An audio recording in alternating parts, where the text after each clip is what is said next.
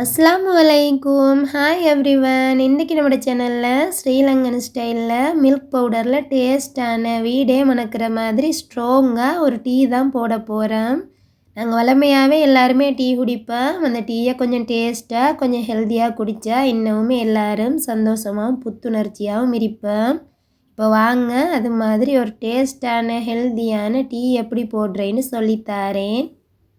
இப்போ நான் 2 பேருக்கு ஏற்ற மாதிரி 2 கப்புக்கு தான் டீ வைக்க போகிறேன். அதுக்கேற்ற மாதிரி 2 கிராம்பு, 4 ஏலக்காய், 2 துண்டு போல் பட்டையும் எடுத்து வச்சிக்கிறேன். நீங்கள் போடுற டீ அளவுக்கு ஏற்ற மாதிரி இந்த ஸ்பைசஸ் எல்லாம் கொஞ்சம் கூடுதலாகவே எடுத்துக்கோங்க. அதோட ஃப்ரெஷ்ஷாக ஒரு துண்டு பச்சை இஞ்சியும் எடுத்துக்கிறேன். இப்போ எல்லாத்தையும் உரலில் போட்டு நல்லா இடித்து தூளாக்கி எடுத்துக்கோங்க. இப்போ நீங்கள் எந்த கப்பில் டீ ஊற்ற போகிறீங்களோ அதே கப்பில் அளந்தே தண்ணி எடுத்துக்கோங்க. நான் இந்த கப்பில் 2 கப்புக்கு தான் டீ ஊற்ற போகிறேன். அதனால் இன்னும் கொஞ்சம் கூடையாக ஒரு 2½ கப் அளவு தண்ணி எடுத்துக்கிறேன். ஏண்டா டீ வச்சு கடைசியாக நாங்கள் ஊற்ற போக்கல கொஞ்சம் வத்தி குறைவாக தான் எங்களுக்கு டீ கிடைக்கும்.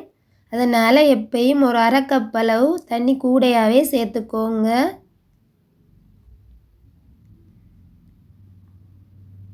இப்போ அந்த தண்ணியில் நான் இடித்து வச்சிக்கிற இஞ்சி ஸ்பைசஸ் தூள் எல்லாத்தையுமே சேர்த்துட்டு ஒரு 3லேருந்து 4 நிமிஷத்துக்கு கொதிக்க விட போகிறேன். அப்போ தான் நாங்கள் இடித்து வச்சிக்கிற இஞ்சி, பட்டை, கிராம்பு, ஏலக்காய் அதுவல்ட ஃப்ளேவரெல்லாம் நல்லா தண்ணியில் இறங்கி டேஸ்ட்டாக வரும் டீ. ஏலக்காய் பட்டையை விட கிராம்பை கொஞ்சம் குறைச்சி எடுத்துக்கோங்க. கிராம்பு கொஞ்சம் கூடிட்டுன்னா டீ எங்களுக்கு கொஞ்சம் கசப்பு தன்மை வைக்கிற மாதிரி இருக்கும். அதுக்காக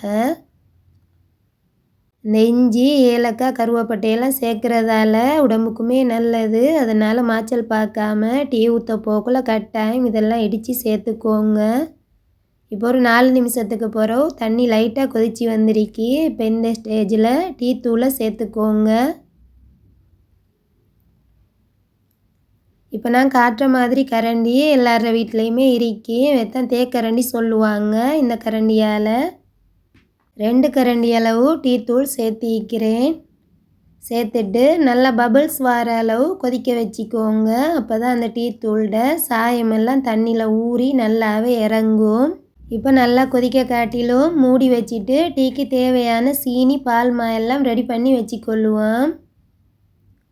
இப்போ நான் காட்டி வைக்கிற மாதிரி சில்வர் ஜொக்கே முடிஞ்ச வரைக்கும் எடுத்துக்கோங்க. டீ ஊற்றுறதுக்காக சுட சுட ஊற்றணும். அதனால் பிளாஸ்டிக் உடம்புக்கு நல்லமில்லை. முடிஞ்ச வரைக்கும் தவிர்த்துக்கோங்க பிளாஸ்டிக்கை.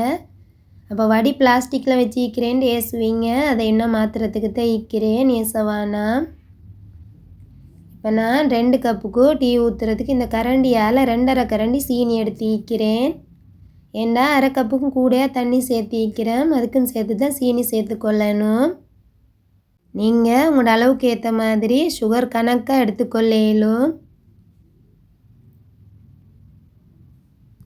இப்போ நான் 2 கப் டீக்கு 3 கரண்டி அளவு பால்மா சேர்த்து வைக்கிறேன். நீங்கள் 3 கப் அளவுக்கு டீ ஊற்ற போகிறீங்கண்டா 4 கரண்டி பால்மா சேர்த்துக்கோங்க. அது உங்களுக்கு கணக்காக இருக்கும். எத்தனை கப்புக்கு டீ ஊற்றுறண்டாலும் ஒரு கரண்டி மாவு கூடையாகவே சேர்த்துட்டோம்னா கணக்காயிருக்கும் எங்களுக்கு.